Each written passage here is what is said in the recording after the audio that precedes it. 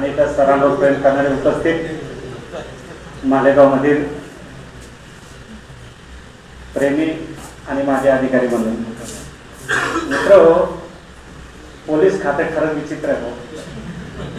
म्हणजे या लोकांनी पोलीस स्टेशन करायचं, आम्ही साहेबांच्या पूर्ण काळाची साईड ब्रांच करायची आणि बोलण्याची वेळ आली तर मात्र आम्हाला कुठं करायचं. जहांगिऱ्या वतनदारे यांनी सांभाळायच्या. आम्हाला काय कायद्याचं नॉलेज नाही, त्यामुळे आम्ही माग कालचे पिया होणार, पोलीस घेणार आणि बोलायची वेळ आली की सुनेची तुम्ही पुढे व्हा.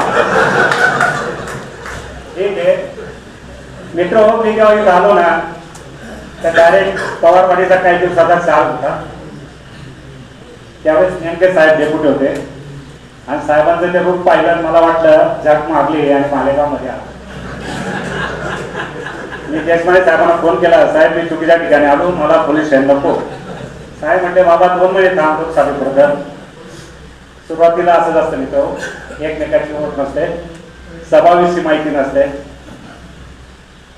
आणि आपण आपल्या विचारातून आलेलो असतो. आपल्या मनात आपल्या संकल्पना, आपल्या विचार असतात. पण हळूहळू ती व्यक्ती काय आपल्याला समजतं, आपण काय त्या व्यक्तीला समजतं आणि हळूहळू बॉन्डिंग व्हायला.